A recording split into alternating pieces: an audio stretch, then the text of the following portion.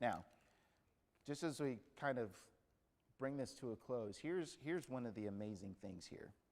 Because when you read in verse 29, it says, and the fear of God came on all the kingdoms of the countries when they heard that the Lord had fought against the enemies of Israel. So the realm of Jehoshaphat was quiet, for his God gave him rest on all sides. So there was a testimony that was given through all of this to the surrounding nations. Okay, I think that in some sense this whole situation served as a testimony, a further testimony to the people of Israel of who God is and what he does. We saw that Jehoshaphat in his prayer was able to draw from what God had done in the past in his history with the Israelite people. Now they have something within their lifetime where they're able to testify to something that they themselves have seen and heard and witnessed, and saying this is what God is able to do.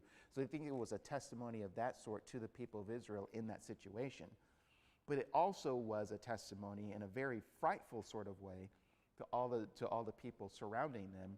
And it says, when they heard that the Lord had fought against the enemies of Israel. What I find very interesting in that is that what it doesn't say there is that fear came upon them when they saw Israel go out to battle and fight very hard for victory, because again, they didn't go out to battle. You would think if there was any sort of fear in this whole thing, it would be because the people of Israel went out, they fought, and if there's victory, they're like, man, those people were on their A game, and they were outnumbered, and they slew a whole bunch of people. We're not going to mess with them. The fear wasn't towards the people of Israel, because the people of Israel didn't do anything. But the fear was when it says, and the fear of God came on all the kingdoms of the countries when they heard that the Lord had fought. When they heard that the Lord had fought against the enemies of Israel. When they understood that the Lord was fighting for them. Now, that still leaves a question in your mind, though. How did they know that was from the Lord? Anybody looking at the situation might look and say, wow, it's really unusual that they would attempt to go against Israel and then they end up killing each other. Yeah, that's weird. Okay, and then they go about their day. But they recognize and they understand that the Lord is in the midst of this. And that communicates to me something that's very significant. And I want to land the plane here, is that it was very evident, and it was within everybody's knowledge, at least those surrounding areas and other countries and other kingdoms surrounding them, that Israel belonged to the Lord. So even though Israel didn't even have to do anything in this situation, they knew, because of their connection with the one true God, that it was God who actually unfolded this weird situation where Israel's enemies turned on each other. And they gave credit to God and saying this was something that God did to Israel's enemies. And the reason why I think that is significant, and I think actually speaks a very important word to us today, is that when you think about, through the eyes of Christianity and Christians, one of the things that dismays me is that when people of the world think of the church, when they think of Christians, their identity is thought more along the lines of who they align themselves with politically.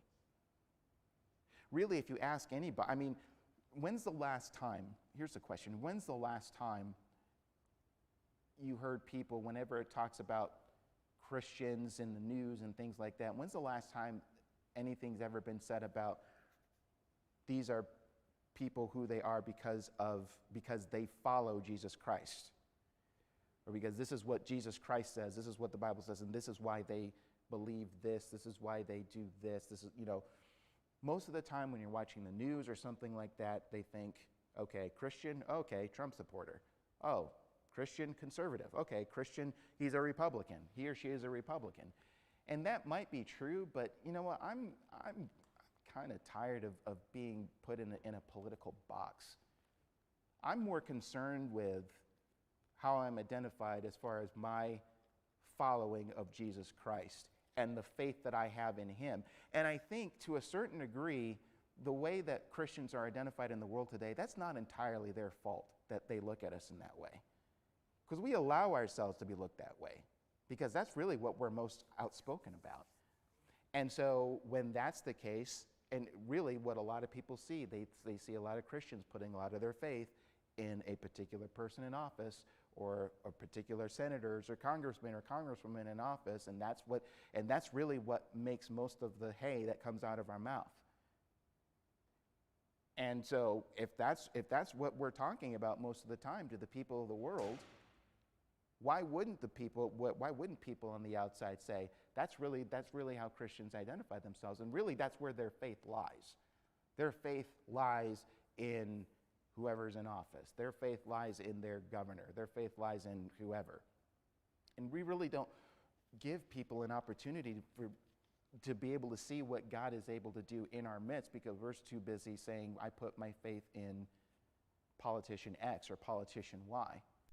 These people here, they knew that Israel belonged to God, and they knew that God worked on their behalf, so that when the unusual happened, when Israel didn't even do anything, they were able to say, this is something that God did. We know that these are people who are associated with God, who put their faith in God, and this is what we see here. And so my hope is that, as it relates to faith, that is something that can be said of believers today. And really, to be quite honest, I think that you see a lot more fear responses than faith responses, because we've dug so deeply into the political world. Not saying that that's bad and we should put our head in the sand or anything, but if we, maybe even on an unconscious level, put that as our hope, it's no wonder that when things start not going our way, we start doing things that start exhibiting fear, without really communicating, hey, we know the God that we worship. Remember, just like they did here. We know that all things are in God's hands. We know that he's in control. We know that Christ is reigning right now. We know that his will is good and pleasing and perfect. We know that nothing goes by him, nothing goes past him. We can say all sorts of things and rehearse among ourselves and even with people of the world what we know about God. But if our focus isn't even on that, and our identity is more on, just, the political world, or even just other institutions, it maybe doesn't even have to be government or politics or anything like that. What does that say about who we put our faith in, and what does that say to people on the outside? It says quite a bit, but I think the things that it does say isn't entirely good.